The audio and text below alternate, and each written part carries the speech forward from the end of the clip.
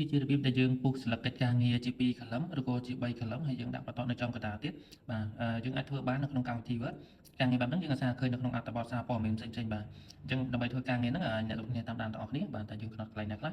យើងមកចូលកម្មវិធី Word យើងបង្កើត file ថ្មីមួយបាទចូលកន្លែង blank document មកហើយទៅអ្វីយើងកំណត់យើងអាចយកกระดาษ A4 កំណត់ទំហំកិច្ចការសិនបាទយកกระดาษ A4 មក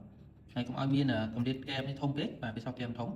អញ្ចឹងកុំឲ្យកែបនឹង space នឹងសោះធំពេកយើងយក margin កន្លែងនេះយក margin narrow មកកម្រិតកែបហ្នឹងគឺវាសោះតូចទេបាទអូខេអញ្ចឹងខ្ញុំមានជាអត្ថបទស្រាប់ៗអញ្ចឹងខ្ញុំសូម pass អត្ថបទមួយមកអត្ថបទដែលខ្ញុំ copy ហ្នឹងហើយខ្ញុំយកទៅ save បាទអញ្ចឹងយើងមានអត្ថបទមួយបន្តមកទៀតយើងចង់ដាក់ column វាអញ្ចឹងចូលកន្លែង layout ខាងលើអញ្ចឹងវាមានកន្លែង column នេះបាទឃើញទេមាន1មាន2មាន3អីចឹងទៅបាទឥឡូវខាងលើនេះគឺមួយ column ធម្មតាទេខ្ញុំសូមផាសអត្ថបទក្នុងភាសាទៀត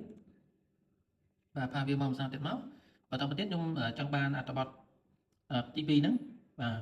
ទៅជា2 column អញ្ចឹងខ្ញុំ select លើវាទាំងអស់ select ទាំងអស់ហើយអ្នកต้องចូលកន្លែង layout ហ្នឹងហើយយកកន្លែង column ហើយចូល more column បាទចុច more column មកយើងយក2អញ្ចឹងចុចកន្លែង tool នេះមកហើយបើសិនជាឲ្យវាមានបន្តនៅចំកណ្ដាលយើងចុចកន្លែង line between នេះបាទចុចកន្លែង line between នេះវាមានបន្តអញ្ចឹងវាបង្ហាញគំរូយើងមើលឃើញអញ្ចឹងមានន័យថាវាបានជា2 column ចុចអូខេមកបាទបានឃើញទេហើយមានបន្តចំកណ្ដាលអញ្ចឹងខ្ញុំចង់បាន3 column នៅផ្នែកទៀតអញ្ចឹងខ្ញុំយកអត្ថបទនោះ pass មកភាសាទៀតមកអូខេអញ្ចឹងខ្ញុំធ្វើដូចមិនដដែលហ្នឹង select លើវាទៀត select ឲ្យចូលកន្លែង column ដដែលហើយចូល more column កន្លែងនេះខ្ញុំយក3យក3បាទយើងចុចកន្លែង line between ដដែលអញ្ចឹងវាពុះជា3ឲ្យឃើញហើយចុចអូខេមកបាទអញ្ចឹងយើងបាន3 column ឃើញទេបាទអញ្ចឹងខាងលើនេះ1 2 3បាទហើយយើងអាច print មើលឃើញស្អាតអត់បាទ print ទៅឃើញស្អាតហើយបាទអាហ្នឹងគឺជារបៀបដែលយើង